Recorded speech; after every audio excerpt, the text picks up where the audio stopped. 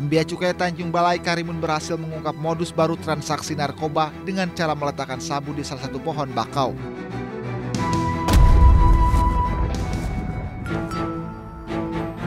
Pengungkapan ini bermula saat petugas menggelar patroli laut rutin di perairan Tanjung Balai Karimun. Untuk siang hari ini kita akan coba melakukan patroli laut rutin. Wilayah patroli kita akan melakukan patroli di seputaran Selat Durian.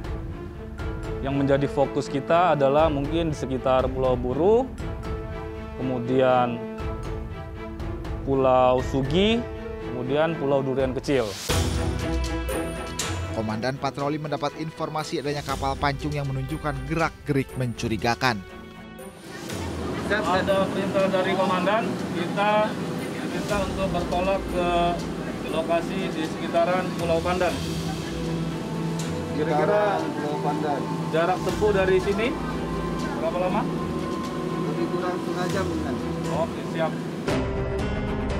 Petugas langsung menuju ke lokasi target berada. Tak berselang lama, petugas menemukan sebuah kapal pancung yang sedang bersandar.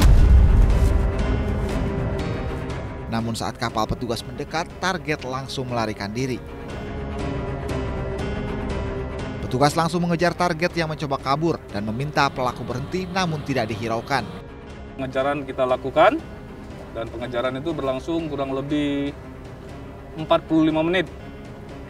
Namun pada saat pengejaran kita tidak bisa melakukan pengejaran lebih jauh lagi dikarenakan kondisi wilayah perairan yang dangkal dan banyak bebatuan. Karena jenis kapal kita tidak bisa menyisir ke tepi-tepi pohon bakau.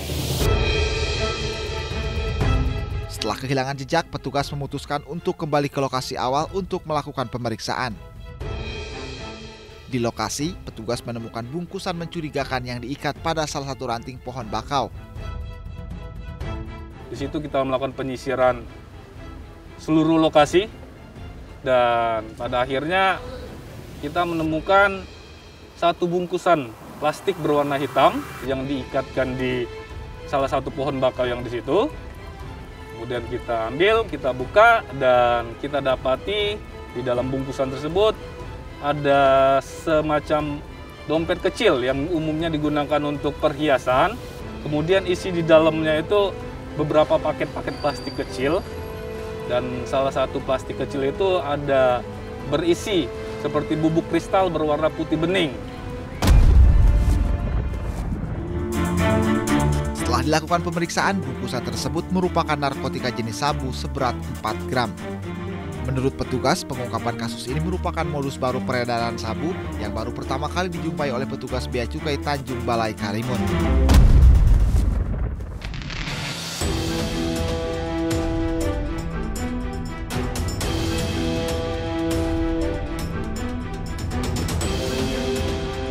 Di Terminal Kedatangan Internasional Bandara Soekarno-Hatta, petugas Bea Cukai melakukan pengawasan terhadap barang bawaan penumpang yang baru tiba dari luar negeri. Saat melakukan pengecekan, petugas mendapati seorang penumpang yang terindikasi sebagai pelaku jasa titip atau jastip. Petugas pun langsung melakukan pemeriksaan lebih lanjut.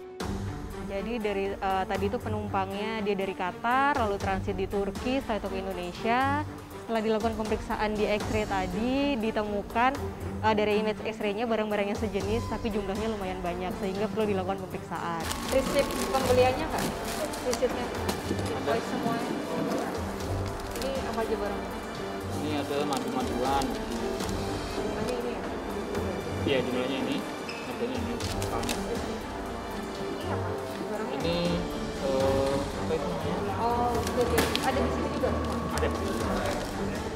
Ini campur-campur. Ini alat-alat set sisa sih. Setelah dilakukan pemeriksaan, ada beberapa barang yang dibawa. Salah satunya ada alat-alat sisya, lalu arang untuk pembuatan sisya itu, beberapa obat-obatan, makanan, dan juga keramik-keramik. Ini buat apa, Mas? Ini obat jerawat. Ini untuk apa? Itu Dostinex. Dostinex bisa buat ini sih, kayak buat ibu hamil gitu.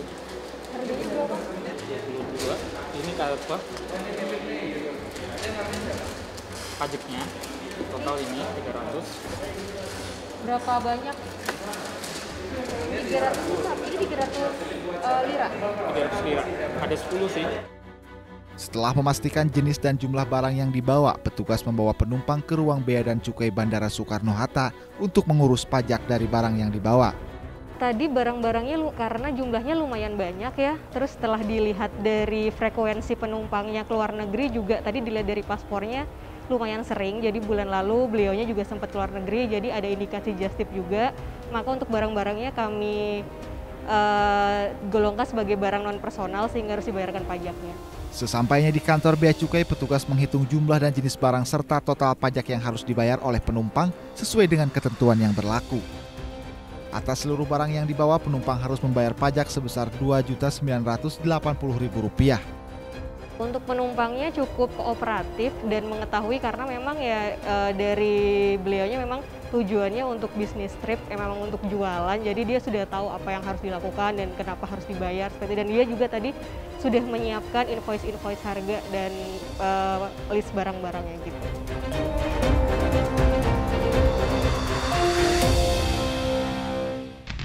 Ada itu. Ini apa? Atau mungkin anak bapak sendiri misalnya udah belajar ngerokok sejak dini.